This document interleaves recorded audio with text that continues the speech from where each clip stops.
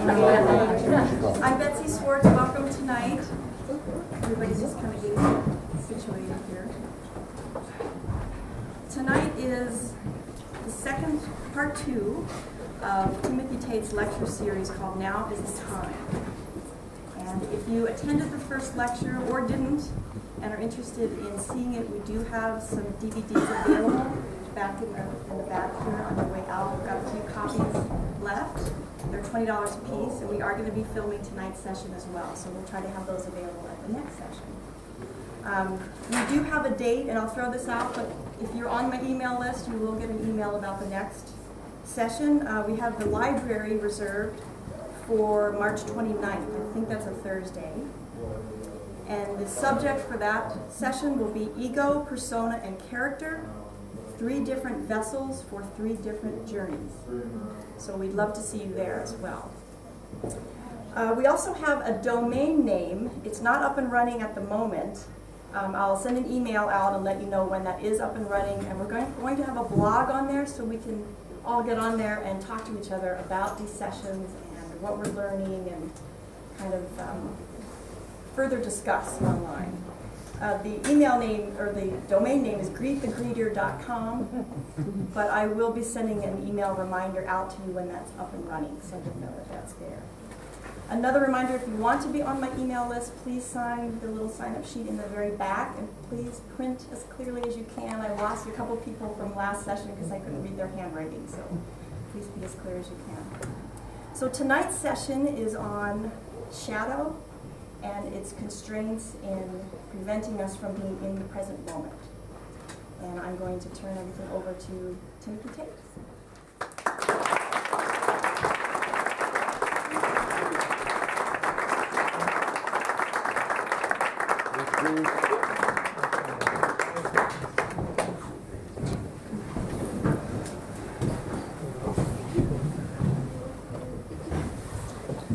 Okay, brave folks that you are, coming out to listen about the shadow on a Wednesday evening, an Ash Wednesday evening. And I find that synchronistic and enjoyable and interesting in that when I tried to get room for us at the library, we couldn't get a suitable time. And so I remembered the old Moose Lodge, or the Lindley Center, or the Travelers, depending how far back you go in Bozeman, the UTC Lodge. And so I called up the Recreation Department, and they had this evening available. And so I said, okay, we'll take the 21st. And then I looked on my calendar when I was writing it down, and I noticed it was Ash Wednesday. So for those of us who understand or have had some history with what Ash Wednesday means, it has to do with a certain kind of repentance, a certain kind of putting down the celebration and the excitement and turning inward and giving up something. And so we're going to be talking a bit about that. And as I had done last time, we looked to the paper to see what's happening at the day of the event. And 3 things of note in the paper today. The famous Bozeman Daily Chronicle. That's in Montana. That's where you are. That's where I am some of the time. Doing Ash Wednesday's dusty work. Ashes cost $3.25 for enough for 200 people. So that's the cost of ashes this day. So we are up to that. And we get the ashes from the Palms, from Palm Sunday of last year.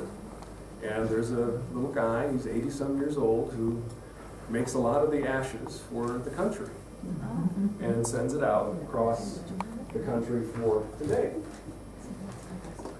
One year I was in Ireland with my friend and mentor, John Moriarty, and I was there on an Ash Wednesday. And we got up in the morning, and I'm not a Catholic, and I didn't know anything about Ash Wednesday, really. My father, as a Protestant minister, forbade such rituals. But John was a devout Catholic, and he reached into his little fireplace where we had heated the cabin, or the button den as they call them, a little place in the hills, with peat from the earth. And he reached down into that ash and put a cross on my face, on my forehead, as did he mark himself. And then we went to a well in the Irish countryside and drank from its water. And then we walked up into the mountains, into what's called the Paps, which is the breasts of the goddess Dana, and had a moment there. So that's my first experience with Ash Wednesday. I don't know about yours. So the second thing, in the Bozeman Daily Chronicle. It's really good to see people out here tonight. Thank you so much for coming out. It's great.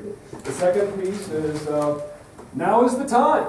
Huh? Now is the time to become a member of Hawks Night Live. I don't care how you get to now. So now is the time. That caught my attention. And finally, Geminis. Are you some Geminis out there? That's my sign. That accounts for a lot of my craziness. How about you? Okay, we'll talk about the shadow side tonight, the light and dark of the Gemini. It's scary. And it says this: you'll say what you mean and mean what you say when talking to bosses and parents today. That's because you'll put a lot of yourself into your words. And that's just what I plan to do. So those are the three notices we have from the paper today. Now, here we are in the old Moose Lodge. Let me put that and this into a little context. This place means a great deal to me, as it does for many of you, I'm sure. You have celebrated weddings here.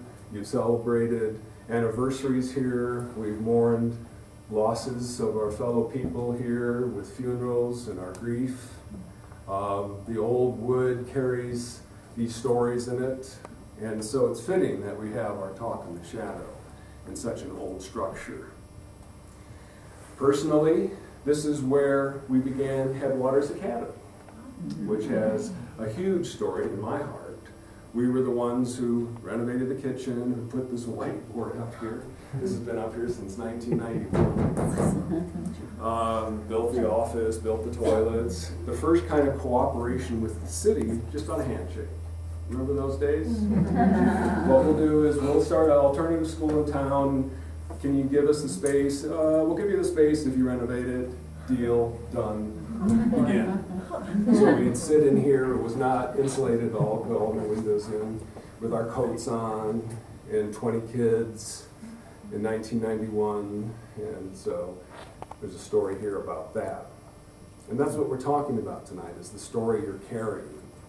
Particularly the story that you don't want to admit to, which is what the shadow means. So shadow-wise, what we did here also was we brought my mentor, James Hillman, to this space. And that was in, I don't know exactly when, maybe 97, something like that, maybe 96. And he did a talk here on melancholy, kind of blue. Some of you were here. Yeah, I'm seeing some nods. And so the founder of Archetypal Psychology, my mentor, gave his talk here about melancholy. So we honor the teachers. We honor the ones who have come before us. In particular, I'm honoring tonight James Hillman and Robert Bly, who are my two teachers and close friends who have worked with the shadow over their lifetime and set the stage for our comprehension of it, or at least mine, that I'll be sharing with you tonight. So, let's move into a bit of the shadow. So, you're breathing, right? Remember last time? Settle in for a moment. This is going to be about 45 to 50 minutes. We really want your attention. We'll have a chance to dialogue if we care to afterwards. But I'm going to go at this pretty strong, pretty hard for the next 45 minutes. So, wake up, be here with me, because here we go. So, as we did last time, we're going to start with a dream. When we were asked to do this work, David, who is playing on his piano this evening, David Arnott, who's got this ball rolling, good friend, part of the band Universal Triumphant, a composer, a father. When we got this kind of ball rolling, I had a series of 4 dreams. And I told you the first dream last time, that 11 HR. We kind of talked about it being maybe the 11th hour. The second dream was this. It was around a body of water. There was an Anthony Hopkins-like character, kind of a shadowy character. He kills in a diabolical way, but then is shown to be a bumbling, tottering old man on a bicycle, bobbing and weaving away. The view pans to a rock about 3 feet by 2 feet by 2 feet, craggy, spotted with diamonds or crystals, around in and out of which a snake slithers and hisses.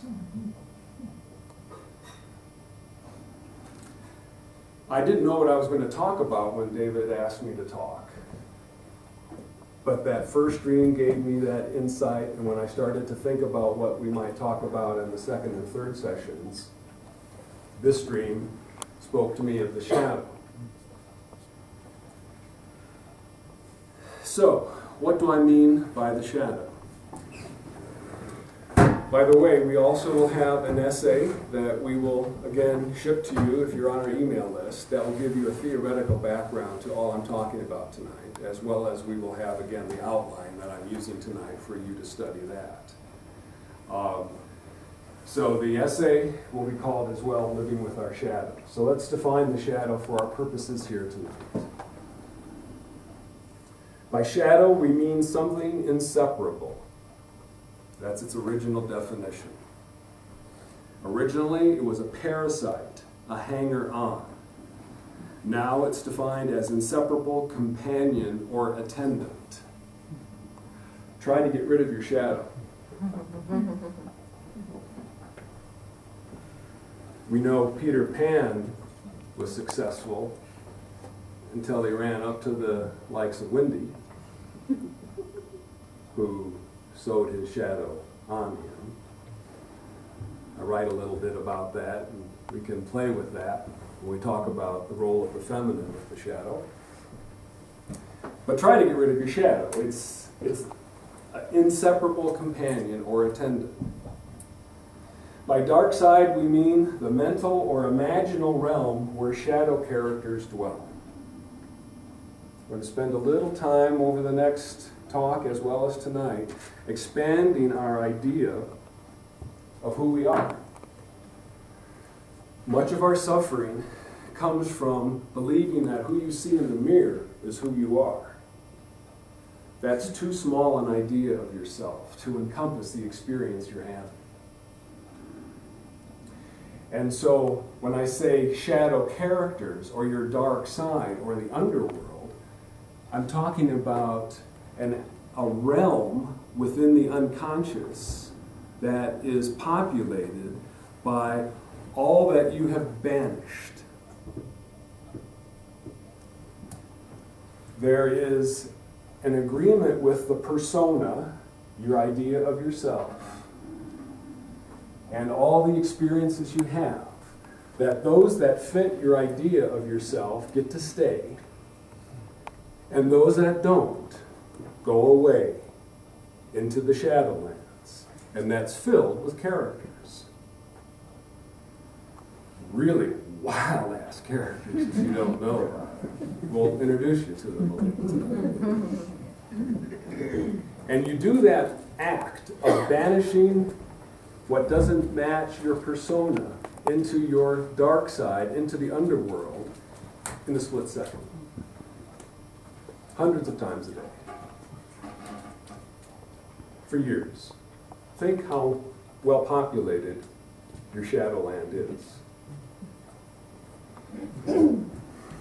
By underworld, we mean the unconscious, but with topography, with characteristics, not just some abstract idea of unconscious. And this is where James Hillman's book, The Dream in the Underworld, as well as the Greeks and their writing about the underworld, really help us appreciate the texture of your unconscious. It's not like just some vat or sponge. It's populated with idola, the Greek word for images. Every item, thought, or idea, or experience that you have banished has a face to it, has an image to it. We'll get to nightmares in a minute, because that's what they look like when you don't pay attention to them. These images, the idola that live in the underworld, remember from our first talk, Hades, the brother of Zeus, the man who's in charge of the underworld, is well accompanied.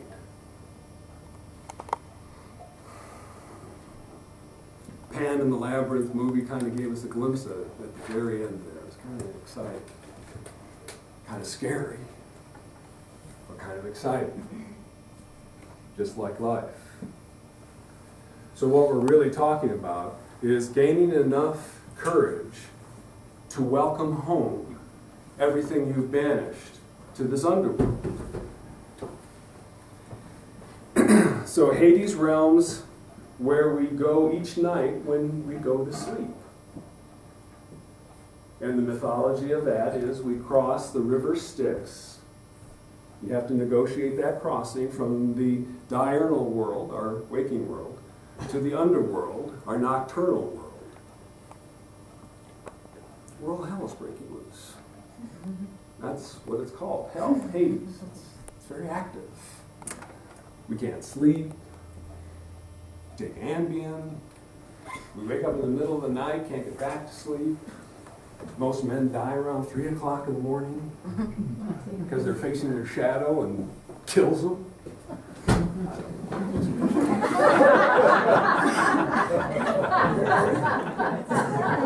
Sounded pretty good.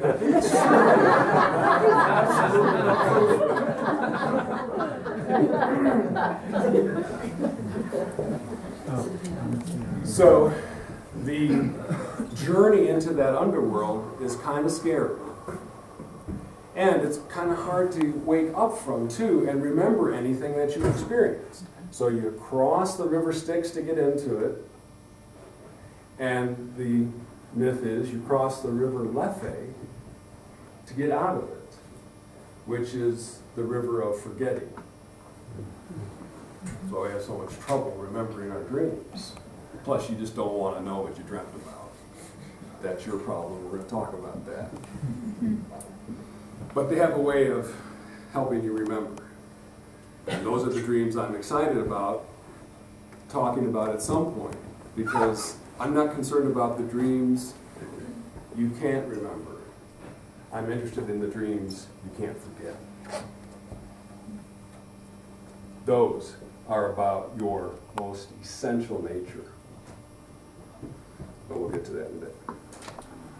So, our shadow, in a nutshell, is what our persona cannot bear to know about. And it's collective. It is built over time. The collective unconscious has a shadow as well. You have a personal unconscious shadow, and there is a collective shadow. It has its own way of expressing its nightmare. We might be in it now. Certainly there are places that are experiencing that nightmare. So, how does our personal shadow grow? How does that shadow gain content? It's called shame. So we're going to talk a little bit about shame now.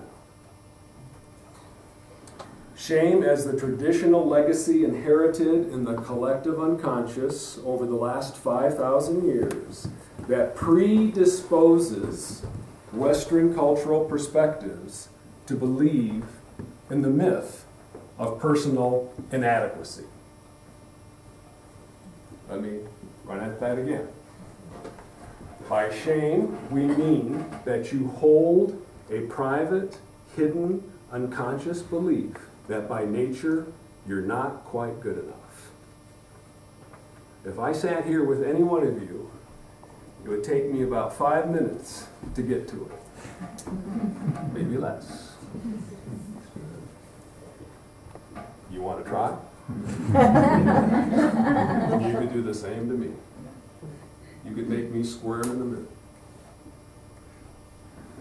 So shame is the personally held belief that by nature we're not quite good enough.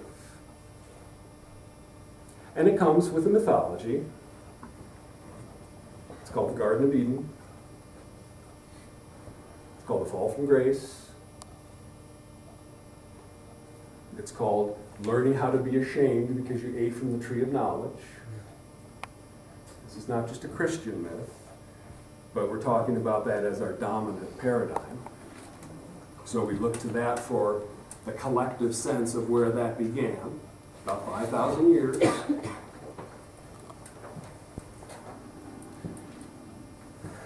It is the belief in the lie that if we really knew who you were behind your facade, behind your persona, we would find an unworthy, inadequate person. We do a lot to cover up that lie. We spend a good deal of our life maintaining a defensive structure around that belief that somehow, by your very nature, you're inadequate. Different than guilt. Let's make that distinction here quickly. Guilt is you've done something wrong and you can atone for it. You cop to it, you confess to it, you do whatever to make it right. Usually involves some sort of atonement. You screwed up, now you got to pay the piper. That has nothing to do with shame. Shame can never be atoned for.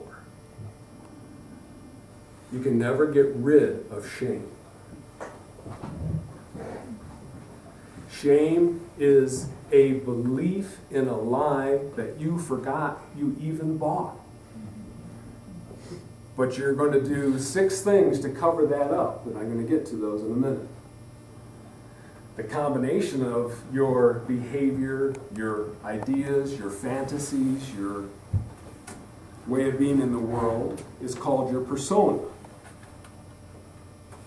In our next lecture, we'll make those very important distinctions between ego, persona, and character. But your persona is what's very busy protecting the lie that by your nature you just don't have. You're not quite good enough. What makes it very confusing and very poignant and very deeply hard to bear is that our sense of inadequacy is tied to a couple of things. Being good and being loved. Oh, whoops. Those are pretty powerful things. And if I want to control you as a parent, the unconscious paradigm is I'm going to make you feel inadequate. Now I got you. Now you behave. Have you no shame? I could rant and rave on this for about 3 weeks. I'm going to go much further. I just want to get the point across that the shadow is fed by your sense of inadequacy. It's its main source. There are 6 ways to cover up this lie. Perfection, rage, or fury. Furious. Women are furious, men are rageful. Blame, withdrawal, getting the upper hand, superior position, or contempt.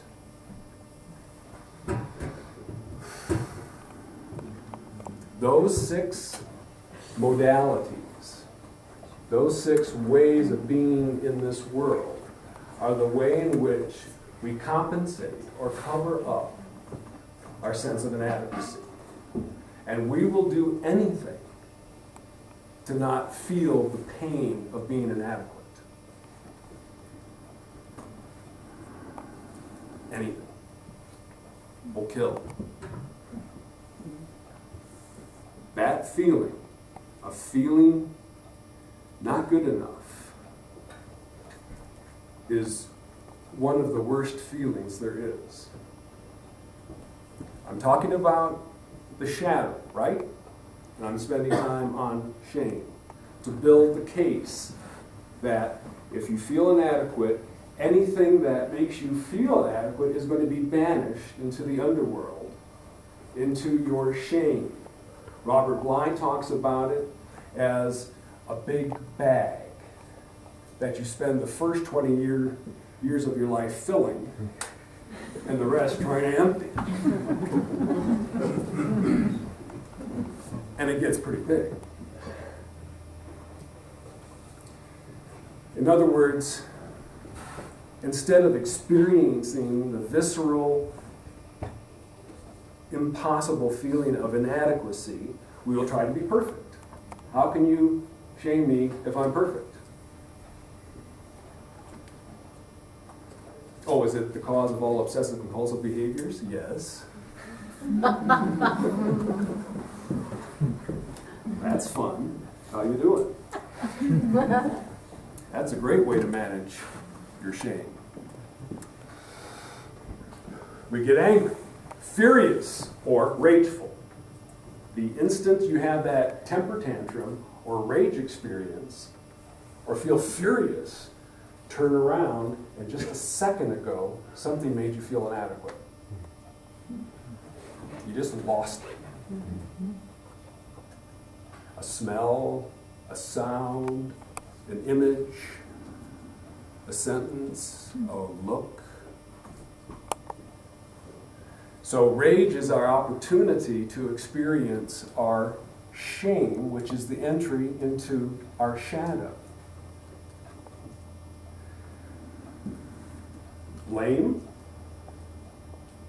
that's a good one, because you can use your intelligence, and we love that. Well, I feel badly because him. I feel badly because I didn't have the right part. Whatever, we will blame. Withdrawal is very hard. It's where you go to hide. As little kids, we actually had a place to go. I've heard about closets. I've heard about cellars. I've heard about attics. I've heard about little caves out in the backyard, in the back 40, where you would retreat. Felt so badly. Now we do it psychologically. Whenever I feel inadequate, I withdraw. I'm fine. I don't want to talk about it. Leave me alone. Get too close, I'll get mad. Perfect didn't work.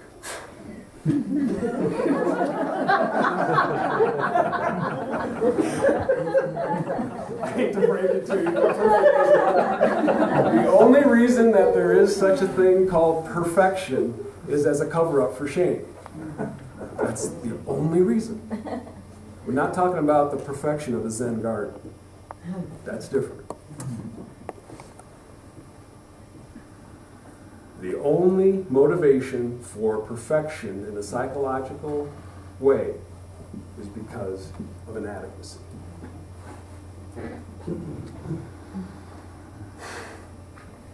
Okay, still with me? We got 4 more points. Okay. So, The network of compensations that each of us create to hide our shame is called the persona. Imagine it as a scripted performance written by authorities for a role you did not consciously choose. I kind of like that one. So let me say it again. Imagine your persona as a scripted performance written by authorities for a role that you did not consciously choose to play. And again, next time we'll get into the persona. It's the Latin word for mask. That's what the dramata personae would put on to go on stage. Persona. You went on stage when you were a little critter, before you can even remember it, and the mask took hold.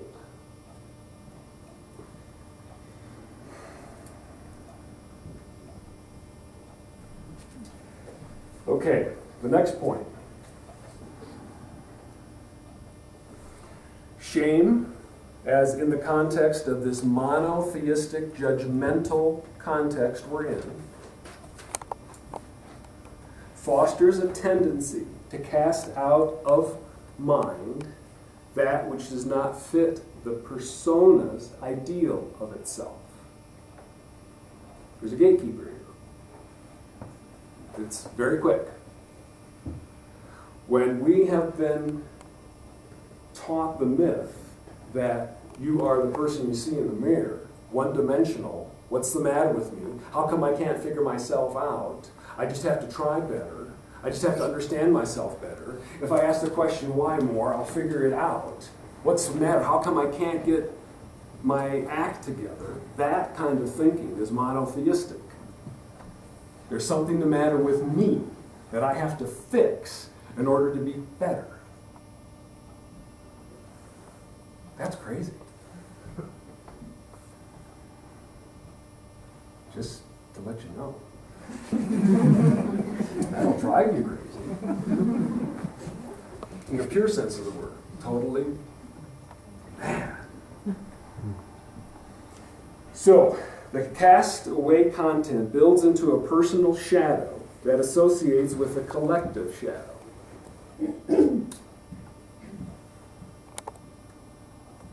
So you're sending stuff away every day.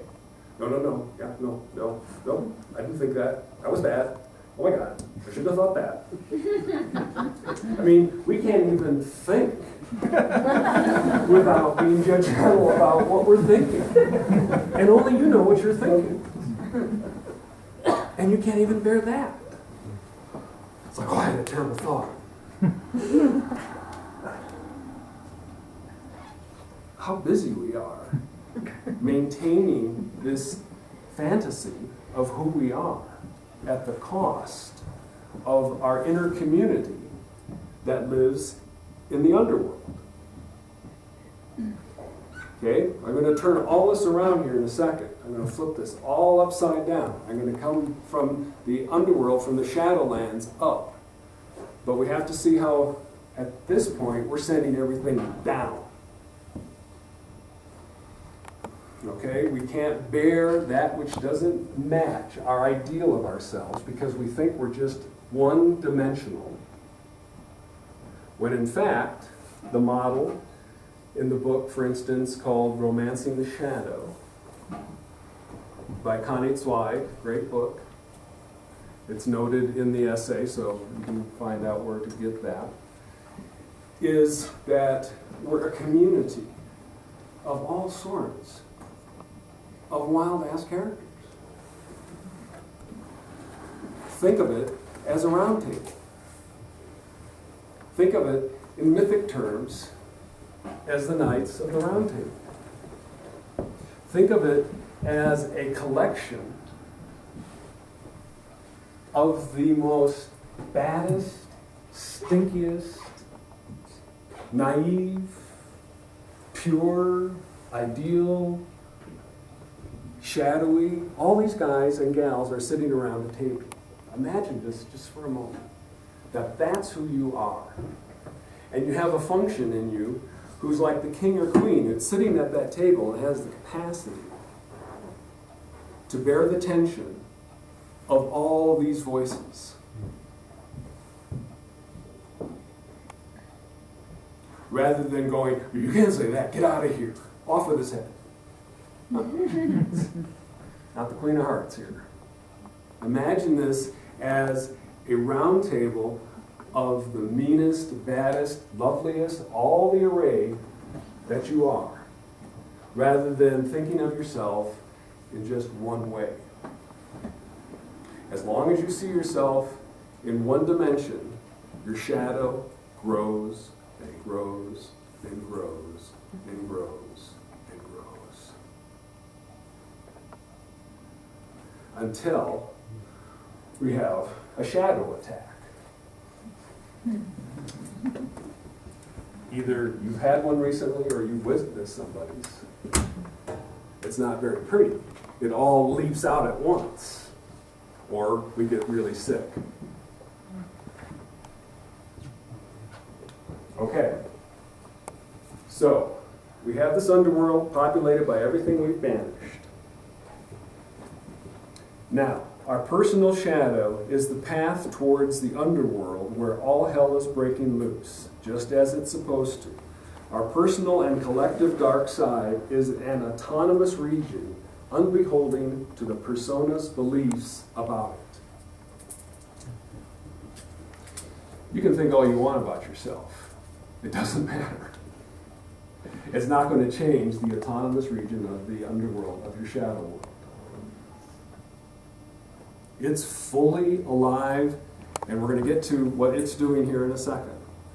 And the way we get to it, our shadow, is through 4 gateways. Moods, projection, anxiety, and the repetition compulsion. I'm working you here. This is a match here with Psyche. Come on. Shake it off a little, breathe. I'm just getting rolling. I got to go now into what the shadow really is all about. I'm just setting the stage. I'm getting dry, I'm getting cracky myself, but I've got about 15 more minutes. So, here we go. Moods, projection, anxiety, and repetition compulsion. Let's start with projection. Projection is the psychological act of unconsciously putting out onto the world everything you're unaware about in yourself.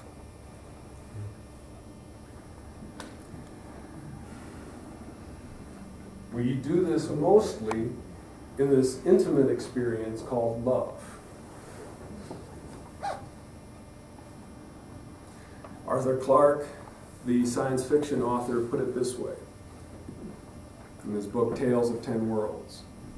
The person you love never really exists, but is a projection through the lens of the brain onto a screen that fits with the least distortion.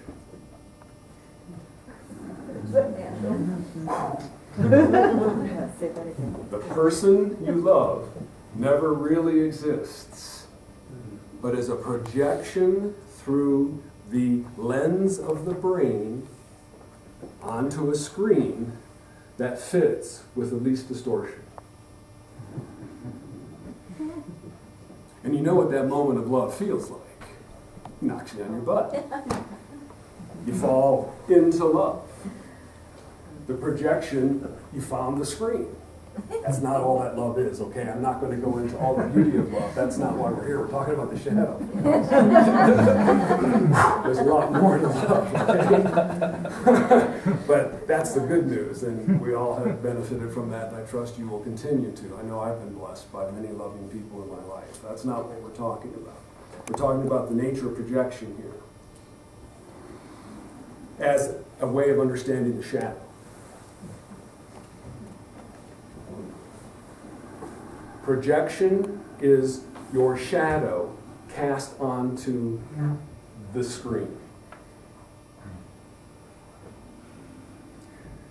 How does this work? I'm not going to go into great detail, but I'm going to tell you this. You're dreaming all the time. When you go to sleep, you access your dream because the optical system is shut down. So you're not managing stimuli. But the dream is going on all the time. You get to see it at night because your eyes are closed, and you get to go to the movies. They're pretty, what I hear everybody say, they're pretty weird. I had this weird dream last night. Yeah, I know. I did too. But I'm going to spare you what it was. So the dream is going on all the time. You don't access it until you close your eyes, and you don't remember it because you crossed the River Lethe on the way up. But all the while you're awake, you're projecting your dream on everybody else. That's why your reality is so weird. That's why all this is so weird. It's your projection that you're getting back and believing that it's in the screen. If you just get that from tonight, you're on your way to liberation. As long as you believe your projection, your shadow is in control. Because you're casting your movie out and watching it and going, hey, I like the movie. No, I hate the movie.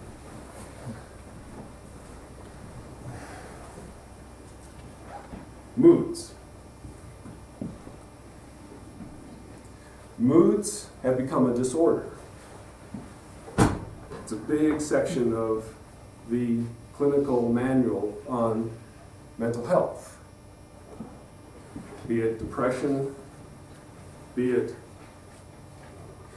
anxiety, not anxiety, that's another category. Be it manic depression, be it a mood disorder. It's called a mood disorder. Moods are a disorder. Well, here you go. The need to be happy is a mood disorder. I'm breaking it to you tonight. Happiness, in that way, is a mood disorder. Wrap your head around that for a minute. In that, it's an intense experience that comes from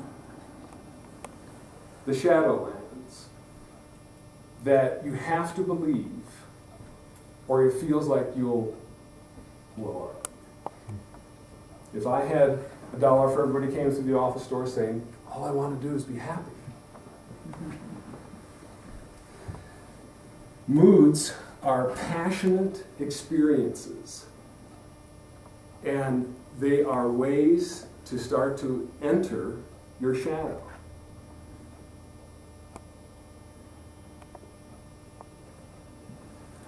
The third one is anxiety. And again, this is expanded on in the essay, all these things we're talking about. Anxiety is the friction between your persona and your shadow.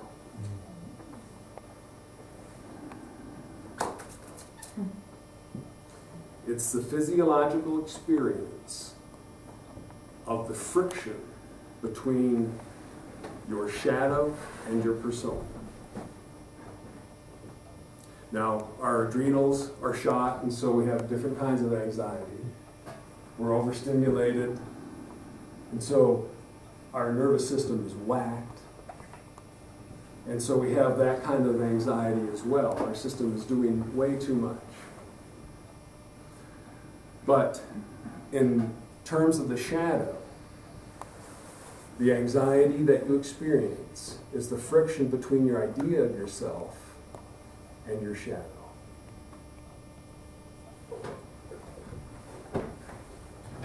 Two more points, and then we'll have a discussion.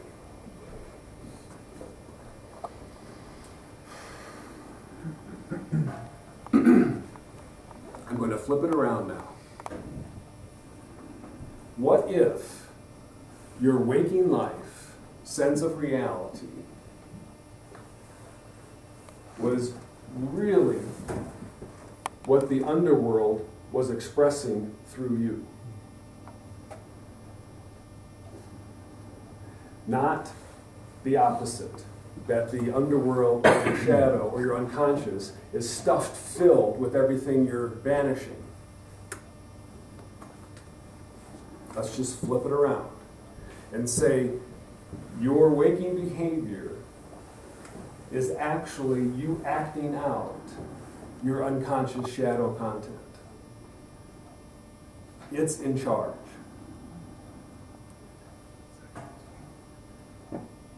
So the characters in the underworld are manifesting themselves in your daily life in all the ways that they do. In other words, it's not just about you kind of trying to keep a lid on things. Your shadow is actually expressing itself through your waking behavior. And you're doing your damnedest to try to manage that.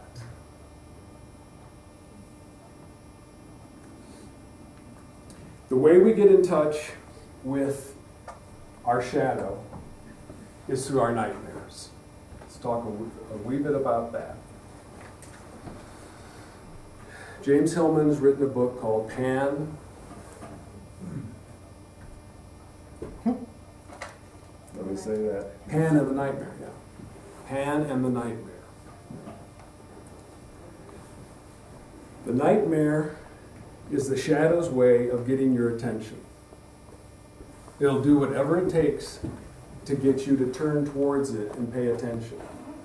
And nightmares are the way it does that.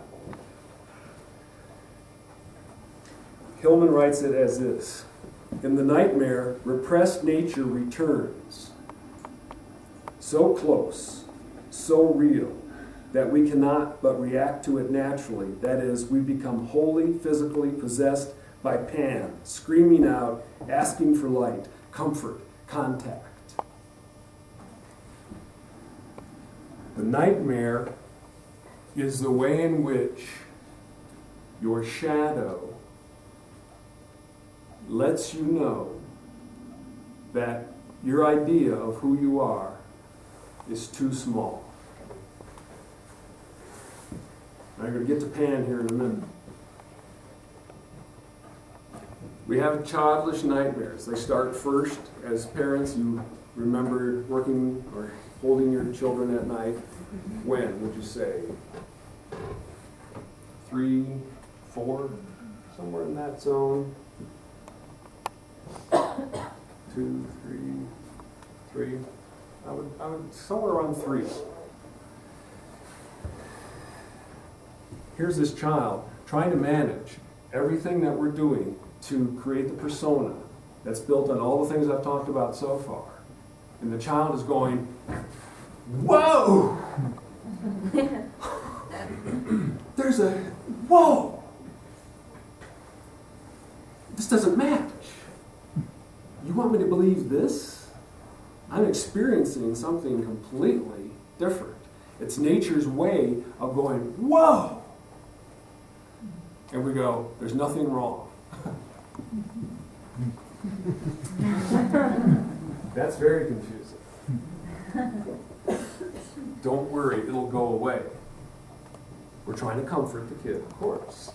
But the nightmare is the first experience of psyche realizing that the persona and the conditioned reality just doesn't cover it. And we go through episodes of that in our life, of realizing that the deal we have made with ourselves to negotiate and manage all I've been talking about tonight just doesn't quite cover the territory. And the nightmare erupts.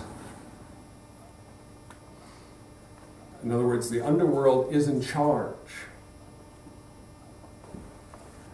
So, we have nighttime panic attacks called nightmares. We have daytime panic attacks called panic attacks. Remember the dreams going all the time? And the root word of panic? Our good buddy Pan. When you're out of relationship with your basic nature, Pan is going to pay you a visit. And you're going to have a panic attack. You're going to have a nightmare. 2 more points and we're done. At least I'm done with this part of it. Thank you for bearing with me. Planting a lot of seeds tonight. And again, the whole point is for you then to get the essay, read it, check the outline, match it, get on the blog, talk about it among yourselves. I'll participate in that. Really trying to get across this material as the most essential material I know about after 30 years of listening to you. Now is the time, the shadow, the ego persona character, and then the last one will be how you integrate into your daily life what we're talking about, the daily practice. We all have a daily practice. It just tends to be unconscious. And that unconsciousness, that shadow, everything we've banished, has one other way of expressing itself, which I neglected and I'll get to right now, called the repetition compulsion. What the repetition compulsion is what you can't stop yourself from doing. It can be addictions, it can be suicidal behavior, it can be trying to be perfect. The repetition compulsion is the unconscious, the shadow, trying to get your attention. What you're addicted to is where you can enter your shadow, your unconscious, the underworld.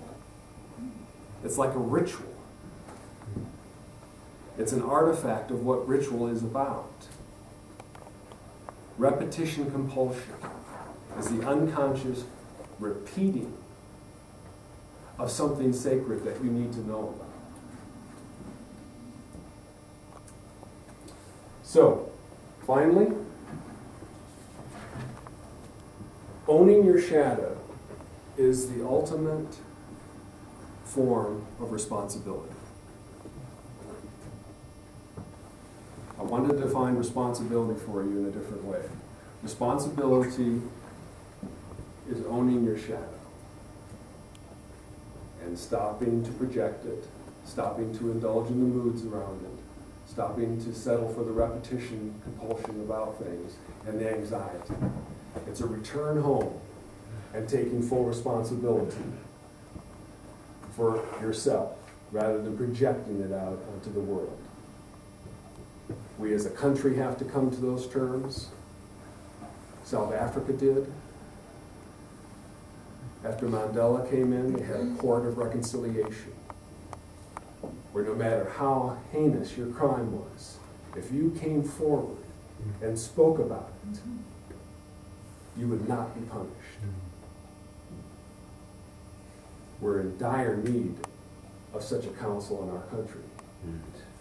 We have projected our shadow across the globe. It looks like terrorists now.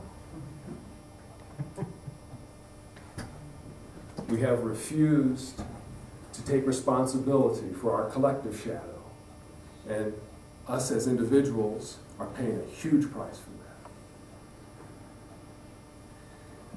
that. And so responsibility is using the moods, anxiety, repetitions, and your projection as a way to enter your shadow and take responsibility for it, rather than indulging in the moods or indulging in the anxiety or indulging in the projection. Jung put it this way, and you know, if you know me, this is one of my mottos. And he said simply that maturity is the capacity to bear the tension of irreconcilable paradox. And by maturity and responsibility, I'm saying the same thing. They're synonyms. F. Scott Fitzgerald said it this way, and I'd like to, from the paper, he said that in his work called Crack Up, the test of a first-rate intelligence is the ability to hold two opposed ideas in mind at the same time and still retain the ability to function.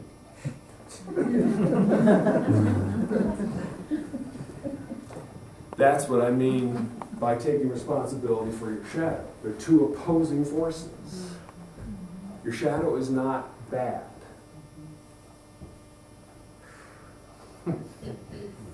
Your shadow isn't awful, disgusting, bad. Get over judging the shadow. It will do whatever it takes to be invited to a meaningful dialogue with you. And any dream that is recurring or repetitive, and you all have them, is your particular form of your shame. In other words, every recurring dream you have, can't get to class on time, you're naked in front of whomever, you're stuck in the mud, you're running and can't get there. Every recurring, repeating dream is your personal riddle about the nature of your specific shame. This is my contribution to the work on dreams. And as soon as you face that riddle, that recurring theme, and bring it to consciousness and in dialogue with it, it will never return. Guaranteed. It's pretty trippy.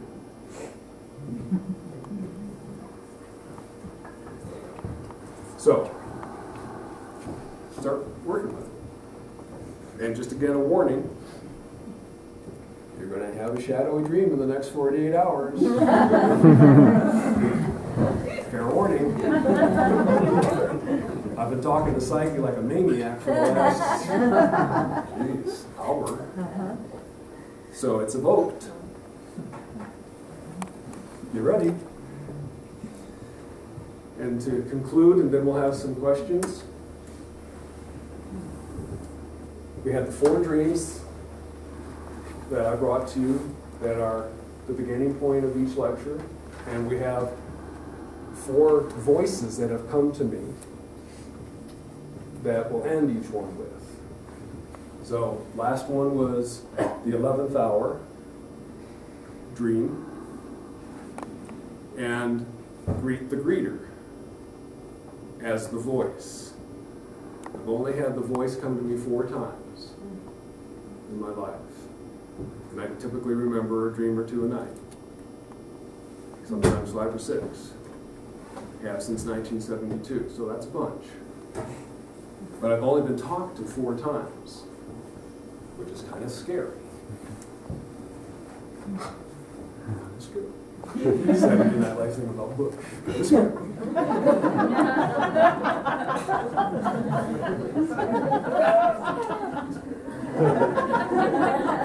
John Daly does it well. The Daily Show. It's scary. I had the most amazing shadow image of Bush last night. I told you I wouldn't tell you about it. I'm not going to describe it, but it was amazing. We all have shadows, right? So, the voices come 4 times. Greet the Greeter was that. The second one for tonight, the second one that came to me after, about 3 years, which is what I'll end tonight's discussion with, was the voice said, "Square thy soul." And that came on the heels of my personally acting out a shadow at the expense of people I love.